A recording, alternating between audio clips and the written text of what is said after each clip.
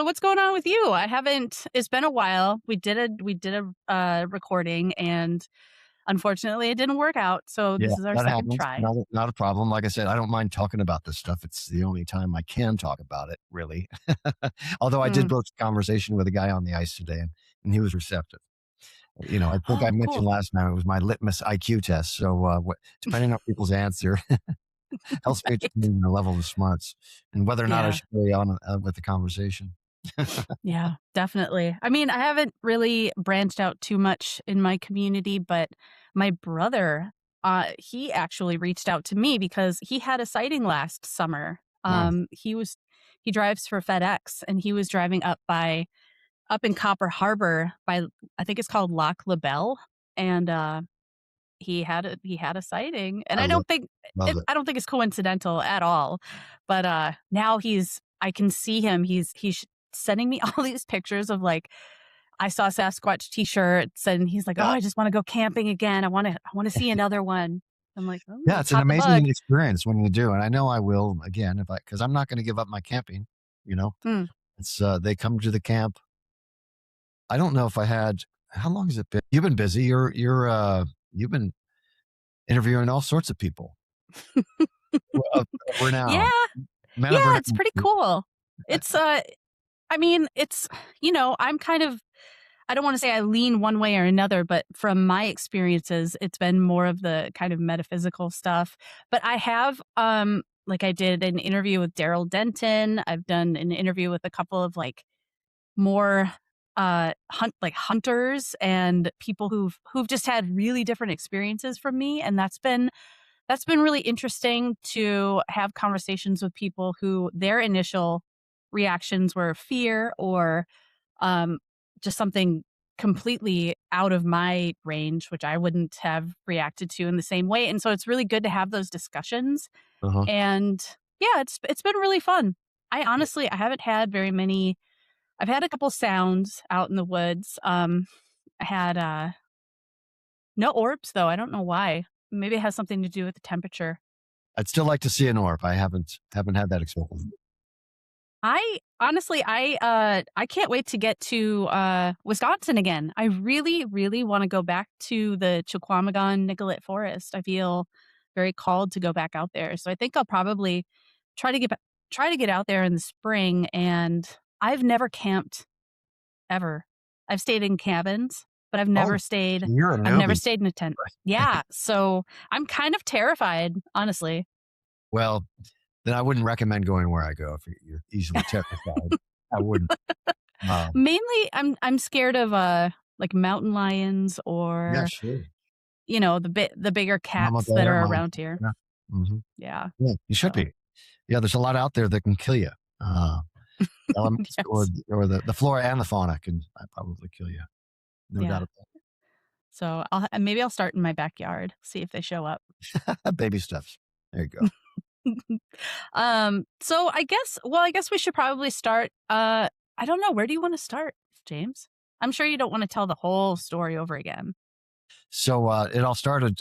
You got the old story. You see it on television as a boy, and I was that kid. I saw the Patterson Gimlin film, and I thought if they were real, I wanted to see one someday. I mean, if they were real, I didn't care one way or another if they were, and I thought it'd be cool if they did. And I never thought I couldn't fathom any reason why they could not exist. Just why not? So I was planning a camping and fishing trip 10 years ago this year around this time. It was, February, March when I was ramping up and doing some investigation. It was the first time I used YouTube as a research utility. Hmm. And I found everything I was looking for on our trip to the Boundary Waters. We were going to spend a week up there and, portage and camp and fish and explore, remote lakes, things. It was a great time. It's a great time. Loved it. But I had avoided the temptation to click on a Bigfoot video that came up in the suggested video feed because I was exploring up in the Boundary Waters area. It was just one of these things that floated by and it caught my attention. So I clicked on it after my 2.5, 3 days of doing my research. And then I went down the rabbit hole. I was really, really intrigued with, then I discovered the podcasts and listening to eyewitness accounts. I've been in roles in my life where you really have to be a good judge of character and personalities, and manage those to hopefully to make a sale. um, and a bullshitter. There's no such thing as a bulletproof bullshitter, if you ask me. Um, and I'm an intuitive introvert kind of type. Um, and I'm neither an alpha nor a beta male. I'm a sigma personality type, which is a threat to alphas, and it makes for an interesting life. It's not all good. It's not all good, but I can tell if somebody's not being their genuine self, um, pretty easily, and I can step up to the plate and play their little social games and all that kind of jazz. But I'd rather not. I'd rather be in Mm. the woods, alone in the woods.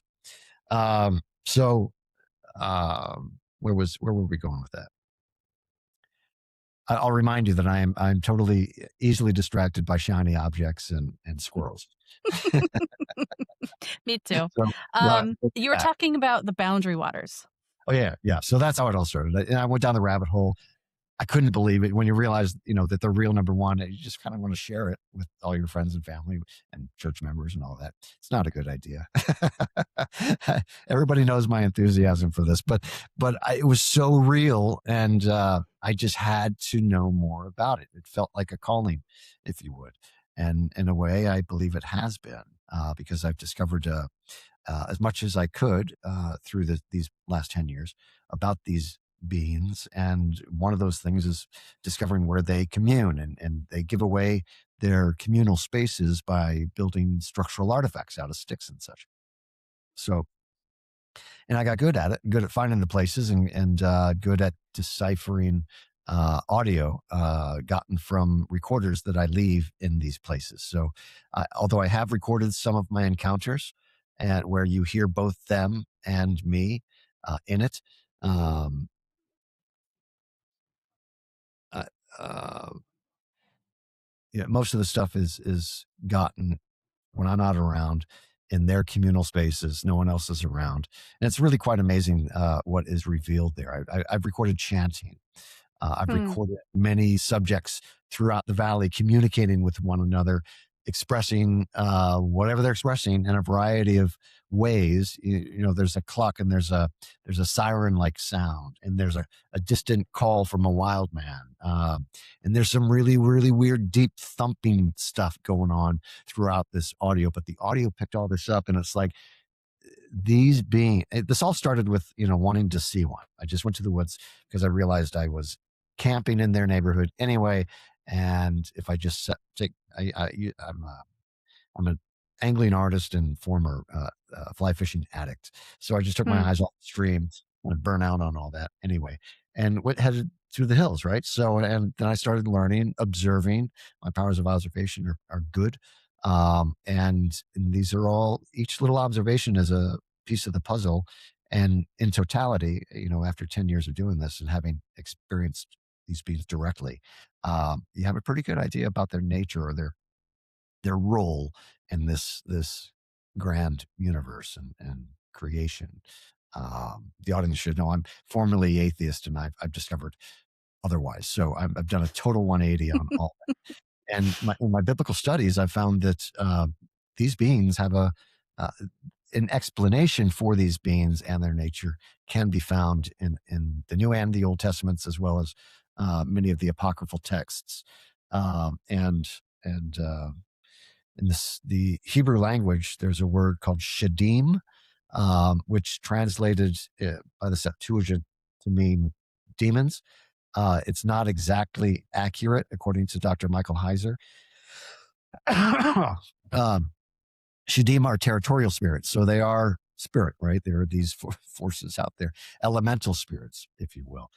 And there are many different kinds, and there are an echelon of these beings. And I think at the upper echelon, and we get biblical here, are angelic.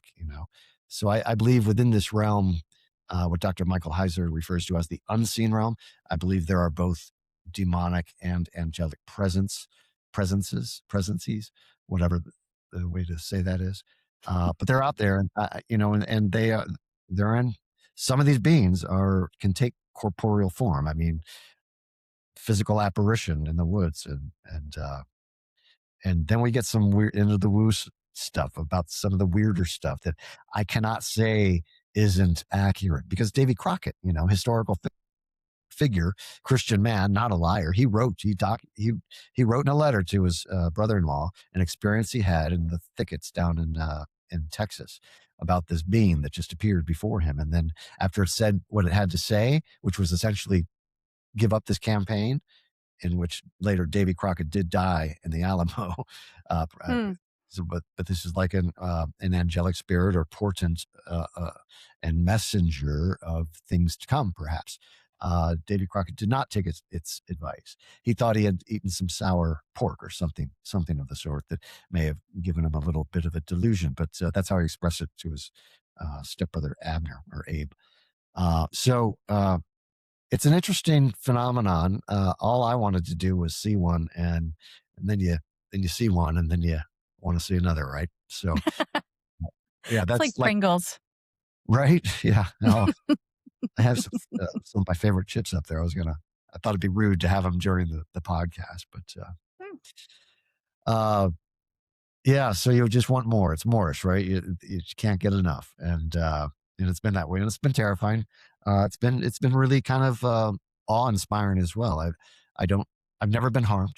I've been scared, good and plenty, and some of those instances are difficult to get over.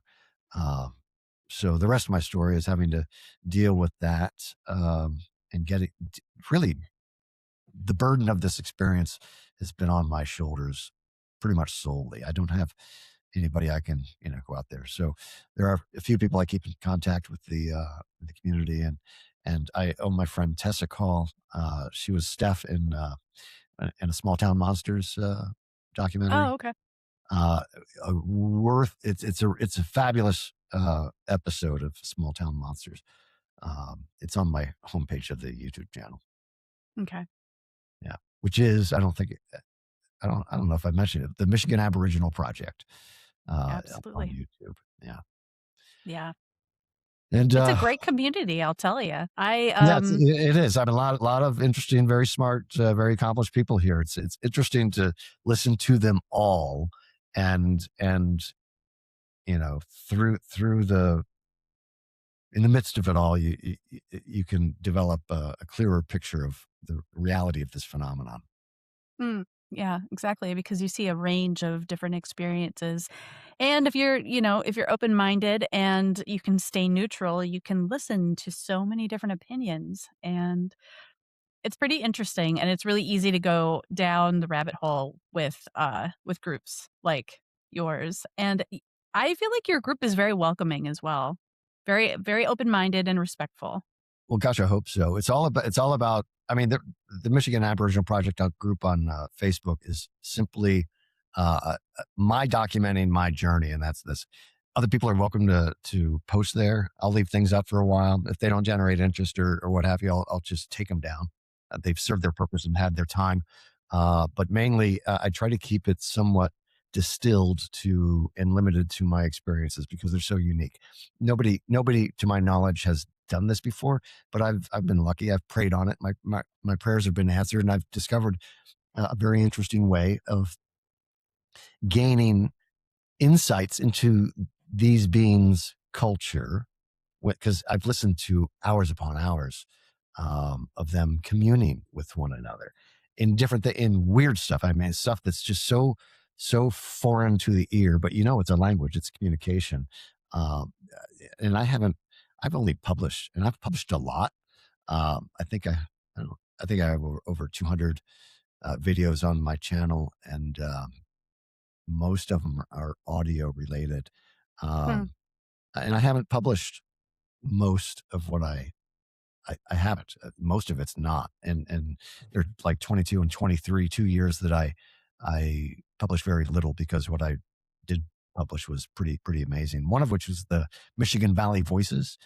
If anybody looks that up, this is I referred earlier to having recorded what sounded like a meeting, a voc. It was a voc. I mean, a lot of vocal expressions, a meeting of multiple subjects. Some are near the recorder. and speaking in a variety of different vocal modalities. This stuff is otherworldly and very real, and all of it, it the explanation can be found in the ancient texts. I don't bring it up at church or in the social circles too much. Bring it up with my wife, Ah, but like, wow. So their very existence sort of affirms the narratives of the old ancient texts. It's like, wow, that's impressive. And I'm formerly atheist, right? I've done a 180 on that. Live and learn. I'm curious about the journey from atheist to w- what your spiritual leaning is now. And did your experiences with these beings help shape that? Yeah, and my religious journey and experience, and I've witnessed other things, supernatural, not having anything to do with Bigfoot. Hmm. And that was in a Catholic church, and I'm not even Catholic. I was at I witnessed a play of light, which at first was the priest's light. He was going around with his incense, and Christ was born, he is risen, he will come again. Something like that. This mantra, this chant, beautiful. It was an Orthodox Catholic church, very high order. It was beautiful. But I noticed from the back row a play of light looked like his, but the thing was, it got larger and smaller, when I saw it, and then it went away, and I thought that was kind of curious. And then it came back a second time. It not only got larger and smaller, and the priest is doing this chant the whole time. It also started moving left and the right, and the shadow is on a wall about probably 15 feet, 15 maybe 20 feet beyond the priest. And then it went away a second time, and then it came back again. Not only did it get larger and smaller, and shift left to right, it had a vibrant energy to it. Hmm. Uh, and maybe it took three sightings or witness experiences here to convince me that something's going on here. But it was really spectacular. I mean, a play of light, and it wasn't the priest. If I and as a photographic artist, if I had recreated that dynamic on the wall, I would have put the light source, and there was no light source for what I witnessed. There was, but it was not man-made, in my opinion. Um, if I were to recreate that light source, it would have been going to and fro and then side to side, and that is the path of the cross. Now, my buddy's father, Chuck's father, I don't even know his name. Maybe it's Charles Senior. He was devout Catholic all his life, from altar boy, choir boy, and all of that. So a very enthusiastic Catholic, and I think perhaps what I witnessed was, uh, maybe the one Most High welcoming his father to the pearly gates. I don't know. That's what I'd like to think it is. But what I witnessed was real. I mean, wasn't tactile, but it was there. And Mm. it took me about a week to figure out that significance of the path of the cross, having recreated to affect that dynamic. Wow. Yeah. That's intense. That Yeah, is, it really was. Really was. yeah. I was bowled away after a while. Because at first I was like, what's going on here? I wasn't like, oh my God, look at this. It was like, what's going on? But again, observational skills, I guess. Okay. Yeah. So that's something I'll never forget. And it's assurance that, there's life after death. Um, you know, these are Yeah. just vessels, right? I've always been, ever since I was a little kid, I've been fascinated with spirit photography and the history of it. And in the 1800s, back in the day when it got really big, so much of it was obviously just constructed, cardboard figures or, whatever. But I really feel like photography is a great medium to capture these light anomalies. I mean, I've captured orbs. I've talked to so many people who go out to these different locations and are able to communicate with these different sources of energy, and they're able to capture these Yeah. lights. And so I'm wondering, have you ever done that? Have you ever gone out and tried I to haven't. communicate with? I've noticed some anomalous material in some film footage. not necessarily in still images. Still images, uh, as anybody goes down the rabbit hole on this and gets trying to sell blurry images to someone on what you believe is an actual subject, it's hard to do because it's not moving. There's no dynamic. You got to show movement. So I Right. I've had cases of pareidolia, I believe, and I've also had cases where I probably had some legitimate footage that it's impossible. Why even put it out there? I don't if it's debate if it's questionable Mm, on still photograph a photostat, then I'm not going to deal with that. So I don't know. The anomalies happen in between the lens, right? And they just do, and they're easily it can't be proven. So I don't spend too much time on that stuff. But if m'kay. it happens, now the video Yeah. stuff, and I've seen stuff on. I'm not huge into that other world because I've got enough on my plate with Bigfoot. I just the other stuff fascinates, right? Well, Yeah. it's like I'd like to go chase, but how much time do you have? I got to put food on the table, right? Right. Uh, I'd love to do that, and I don't know where to go. And quite honestly, that stuff scares me. I'd rather Oh, I'd really? I'd rather face another Sasquatch than something s- um, unclean, because that's the chance you're running into when you Hmm. go out ghost hunting. It's scary, but look at me talking. I have the chance of running into a 12-footer that's a little pissed off that I'm in the neighborhood. Right. Right. Who But, knows? I feel like you have such a history with these guys that I don't think you would ever I don't really think that would happen unless you were Well, yeah, obviously thank you. disrespectful or, like, they know you, and so Um, I think and this is just, woo-woo Gina talking, I feel like they know your heart, and they know I think they're supposed to work with you, and that's why they have been working with you for 10 years now, if they didn't actually, like you, they wouldn't they wouldn't come near you, you know what I yeah, mean? yeah.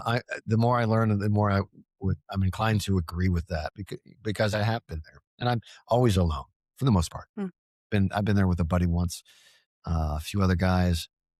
I don't know. I keep that to a minimum. Uh, mm, most times I'm alone, and I need that. I need to recharge. Um, I'm what do they call it? Introverted intuitive, and I need quiet. I need me peace. too.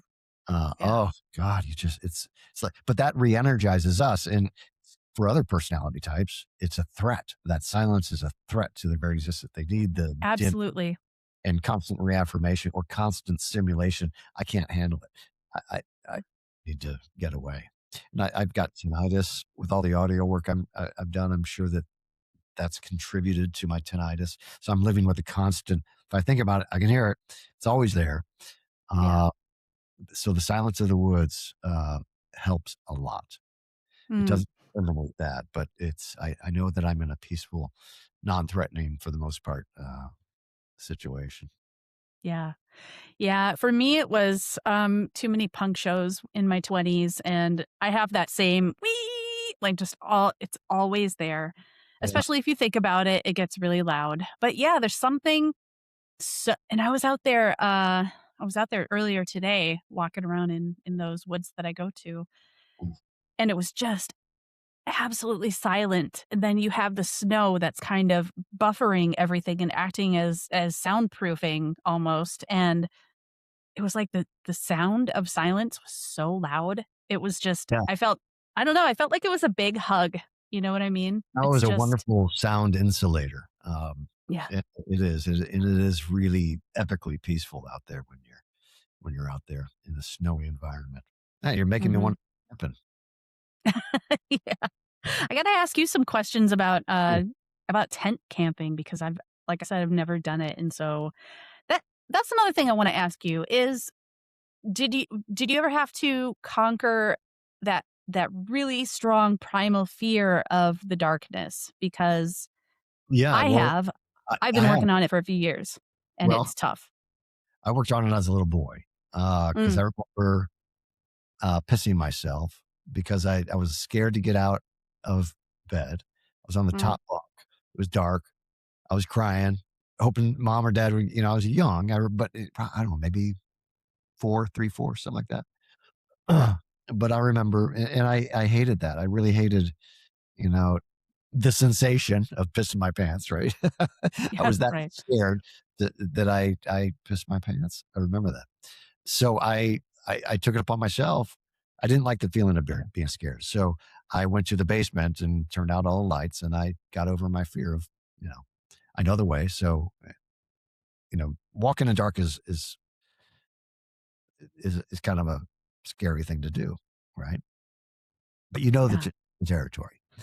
Um, you know, so and It's everybody, exhilarating at the same time, I feel yeah, like. it is.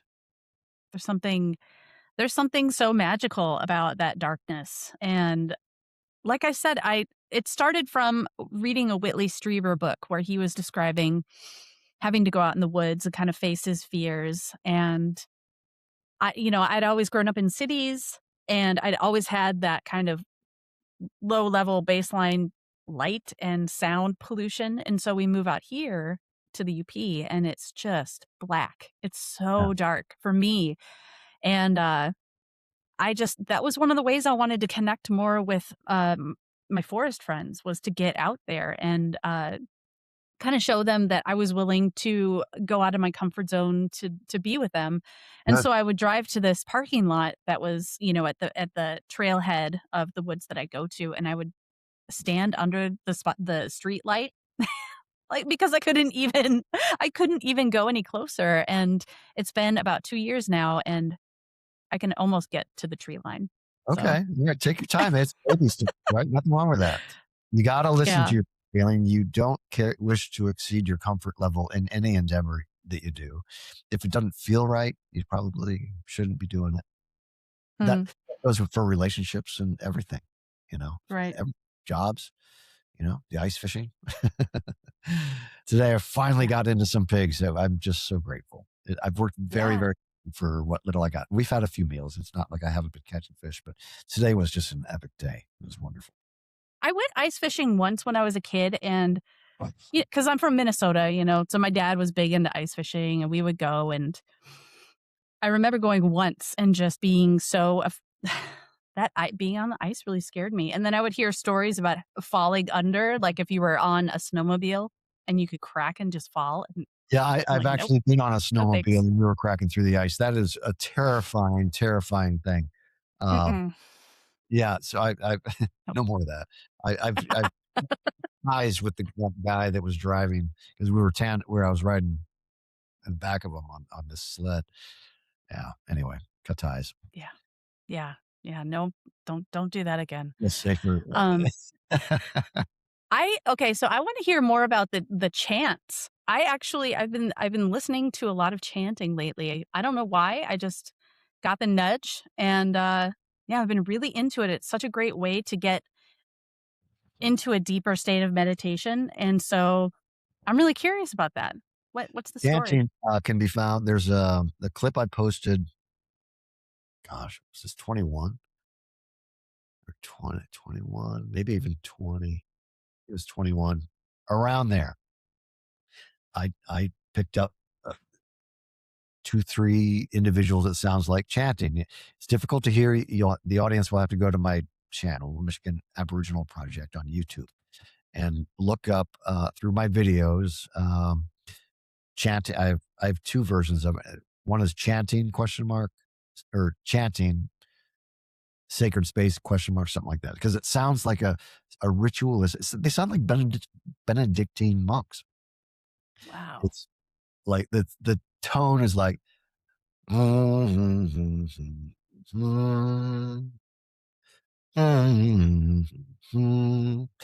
that it's Wow. very low, and there's a voice between those in the background. It's low, and I caution the viewer to optimize the experience. You need good high fidelity speaker or whatever. You do have to listen to it closely, but you hear it. You Mm, hear that looped a few times. You will hear the chanting and the other vocalization. And from that same TP, I've recorded some other really crazy stuff. So this also came from the TP that the chanting was recorded at.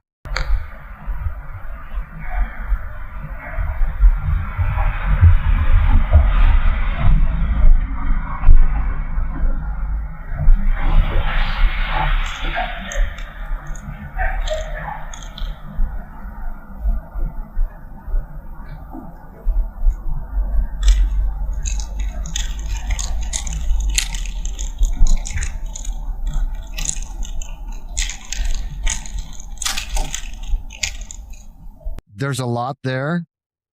I Again, could feel the energy of it. Definitely. yeah, well, this is like civil discourse, multiple subjects, speaking with a variety of different vocal modalities. There's really, really low stuff when you dissect and you're on the sonogram. You can, it's detectable. There's an angelic kind of female voice toward the end of that complements these low tonal vocals. I mean, that's some serious stuff going on, and it's much like Yeah. the other one that I have, an example of their communal space, and yet it's still from the same TP as that was captured in, and the one before. Let me play it for you. Here it is. It's 52 seconds. This is what I've titled the Michigan Valley Voices. And again, Mm. there are multiple vocal modalities expressed here, evidence here in the audio. There, it starts out with the kind of like a knock sound. Then there's a whistle or something like that, or a click. There's a siren-like sound, and then there's a distant call. It's just amazing. It's 52 seconds. Bear with me here. Here we go.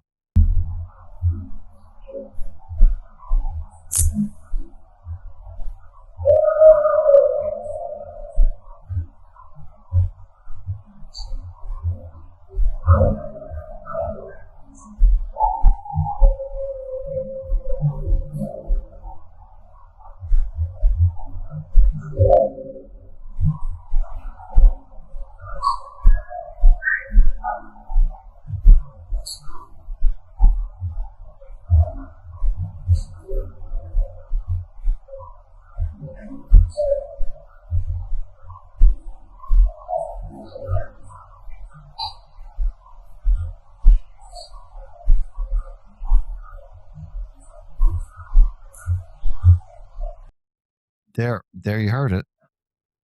All Wow. sorts of melodic clicking and clucking. I don't know if I had mentioned that vocal modality before, but all of it. You have conventional speech, the melodic clicking and clucking. You have the clicking sound in there, like the prior clip had as well. So this is like over 7 years of passive audio observation, saved from my encounters audio. The rest of it is very passive. I'm not there. Those Oh, were okay. those are very. That's them doing their thing, and I'm telling you, that is civil discourse. That is these beings using multiple vocal expressions and modalities. It's all together. It's like they're all in concert. It's civil discourse, and quite honestly, it's far more civil than people I've heard in that very teepee. People come and party there. They do. Oh, okay. And I've heard kids there. I've heard kids with a grandpa. The kid was funny because the kid says, "Do you think Bigfoot made this?" And here I am in the audio. I'm like, "Yes, kiddo. Yeah, I believe Oh, they do." So it's a neat spot, and I do pick up real people there. You can hear their cars drive up. This teepee is right on the side of the road, and then you pick up that otherworldly stuff like that. I mean, honestly, wow. Uh, yeah. what's it all about? And my Occam's razor, to me, given my areas of interest, says, "Hey, this proves the biblical narratives, and we do live in a supernatural world, and there are beings of an unseen realm within our, woodlands and watersheds." And that's just, my 2 cents, given all that I've observed over the past 10 years. Yeah. Yeah, I have a similar viewpoint. Um, I mean, I have heard my communication with my friends, telepathic communication, and they've told me, and several other people have told me the same, that we do have these abilities. We can do the same as them. This is natural universal law. We just haven't figured it out yet. Yeah. Or maybe Since, we did a long but, time ago and we lost that knowledge. well, I was listening to, who was it? Oh, darn it. And they were talking about aliens, and someone of, in the military, someone in the know in that group who came across a dying alien, right? Gray. I think it was a dying gray. And this person said that it spoke to him in his head, and it basically essentially said, you don't know your full potential. That Yeah. was the rub of the message that this witness experienced. So I don't have that experience. I guess I'd like to, but I'm not sure how I don't like anybody in my head. It's Danger. interesting. People are going to It's a get hurt. really interesting experience. Yeah. Yeah. They don't, people won't see things coming up there. So, I don't know. It's a trip. This world is a very magical place. And, all the fairy tales have roots in reality. Uh, Absolutely. and if your audience doubts that, I want to tell your audience, go to my YouTube channel. There are two videos called In Their Midst. The other is, the first one was titled 10 Minutes Uninterrupted.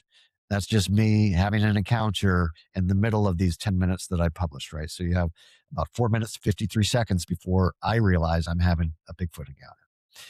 And you've never felt, not smelt, you've never felt smaller than that moment. Okay.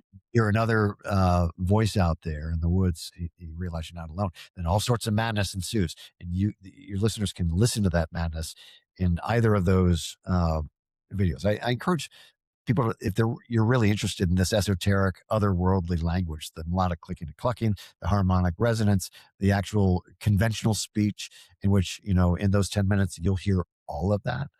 You'll hear me in the background. Um, I think I was closer to the recorder than these beings, because they were.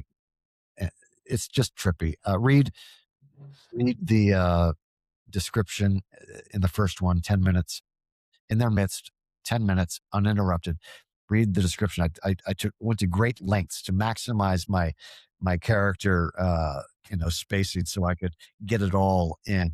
And I give timestamps, and I spell as best I can phonetically what I am hearing in the audio, Okay. and the audience can hear all that as well. So we're talking about multiple different voices, vocalizations, vocal modalities, vocal signatures. All of that in these 10 minutes. It's amazing. It's like, what the hell is going on?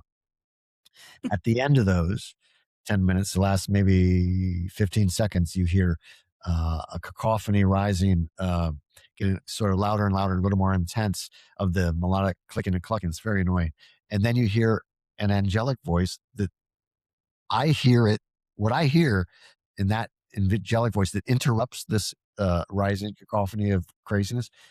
It sounds like it says, or she says, we do love him. We do love him.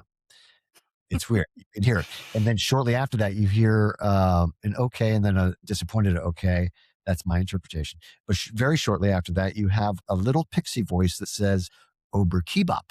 And it's high. I mean, we're talking in a voice higher, more shrill than like Alvin and the Chipmunks.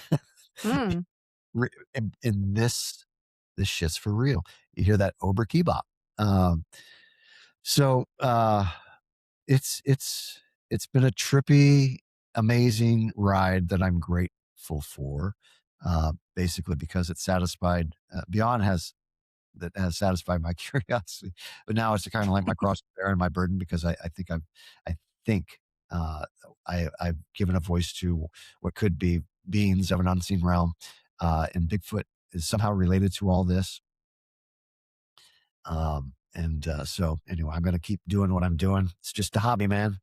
Um, I think it's a little bit more than that at this point. well, it is a passion. Yeah, I mean, I have to think it's a calling, and it certainly is a burden to bear, on many, many different levels. Yeah. But it is what it is. I pray to be an instrument of His will, and I hope through doing this, I bring glory to His name, and can have people realize there's so much more out there than Yeah. what's on your little devices in your phones. I mean, these tools are wonderful, but they can be consuming. And Yeah. if it's consuming you, then you really got to step back. This little folly of mine has consumed me, and it has affected relationships. It just is what it is. I think those that are near to me, I think they realize that, okay, maybe he wasn't crazy back then. because my methods for over 7 years now are in keeping with the scientific method, and they continually produce results because I'm targeted in where I record or leave my recorders. And there are a lot of people. I just read someone's commentary. It's kind of giving himself law. What's this? I don't know. End of the day, caught a lot of fish today. Took a lot out of me. But saying that you got to spend thousands of hours just to get this or that. I mean, no, you don't. They're just leaving recorders out in the middle of the wilderness, not thinking about it. They're just contemplating, speculating. But if you find actual physical artifacts that tell you that these beings have been there, and it also tells me that they will likely be there again. Some nights I get seconds. Rarely do I get nothing. Other times I get minutes. Other times I get hours. That's Mm, collectively through the night. And nowadays I'm recording 12 to 14 hours. Uh, and it just broadens the window of opportunity to pick up something, because these spaces, they're not there all the time. They're going to be there on and off throughout the night, moving around. And when you're lucky, you can be in the middle of it all, like the Michigan Valley Voices. That shit's for real. That's in our mm, valleys, that yep. it's Well, a, to to tell you the truth, I've been talking to people lately who are seeing these structures and having encounters in public parks. Mhm. In Mount Tabor in the middle of Portland. I had an experience myself in Forest Park in the middle of a city of Portland, and Yes, I don't true. think you necessarily I think they are some of them, I don't wanna say all of them, but I think some of them are trying to meet us in the middle a little bit, and I don't know why, but I just know that I personally have had experiences in the middle of a city, and it's pretty incredible, um, that people would assume, "Oh, you have to spend thousands of hours and do all this stuff." It's like, no, if they wanna work with you, they'll figure out a way to contact you and to show up Yeah, on your recorder or however they choose to, yeah, it's you know? weird. It is weird. Um, I don't know. I look forward to my next trip. It's always an adventure. I go Yeah. up with the sense of adventure that a young man would have. I grew up on Tarzan and you know uh, Daniel Boone, Davy Crockett. I mean, these are my heroes. My Mm, parents broke up early, and I spent a lot of time alone as a kid, and that's kind of how I've been made. It had a hand in, you know, I don't, I can deal with being alone. Don't always like it. Sometimes I am beyond lonely. But you got to get over that. You know, that's mm. just right. I'm not the first of my kind. I'm glad to have left this contribution, quite honestly. And I hope other people actually get into this recording project, because it's not that hard once you know where to go and what to do. Uh, Exactly. learning to detect the more esoteric vocal modalities is one thing. I can do that, and I've been it is a rabbit hole to go down. But anyway, I've told a guy yesterday. I said, don't go down the rabbit hole. I've done that for you. Just appreciate it. If you want to do it, Yeah, you know, good luck. God bless you. it's definitely a journey. Well, and to me, it just fits I love adventure, and I love mystery. Grown up, big, huge of the X Files, Yeah. uh, all of that. I mean, the first season of the X Files is based on actual case files. Oh, I wouldn't doubt it. Yeah, that's the story anyway. Yeah. Uh, and I'm living the dream in this little hobby. I call it the greatest hobby on a beer budget. It's greatest safari on a beer budget. You don't need much to get results and to have experiences. Um, I'm living an adventurous, amazing life. I've been blessed with my wife, and blessed with the knowledge, some biblical knowledge, and knowing that this this big picture is real, and having directly experienced what perhaps Joshua and Caleb and the 10 others that gave a bad report about the Giants. Mm, Um, and you can do this stuff on the weekend. You can exactly. leave your suburban existence, go out in the woods, have the greatest adventure in the world, and perhaps learn a little bit about it. And I kind of wanted to bring it back to when you said sometimes you were beyond lonely. And for me, that was very much a part of my journey as well. I was, I was a loner, weird little kid and spent a lot of time by myself in the woods and um kind of always had that sense that I was odd, a little bit different, and always had this sense that there was something else. There was more. There was way more than, this stuff that's happening right in front of my face. yeah, And I feel like a lot of people, well, almost everyone that I've talked to for this podcast project has felt like that as well. It kind of starts as this kind of, I don't know, this kind of like hole or void or something where you're just like, man, there's got to be more to it than this, you know? Like I just feel it. I know it. no, And then they start having these weird experiences and it's like, "Oh, maybe the universe is giving me that validation that I've always felt that yeah, that there is more out there." And I think big that's part truth, of yeah, right. And I feel like that's part of the journey for all of us is to learn maybe that maybe it's not a loneliness, maybe it's just a craving for unity consciousness, a craving for that connection, that knowing that we are all one. It's like we come down here with this illusion of separation that we're all, our individuated identities and that's kind of maybe part of the game is figuring out that we're all the same stuff. We're all the same goo, we're all in the same petri dish, right? You and me and Sasquatch and the angels and everybody. Yeah, it is. Big picture is all related.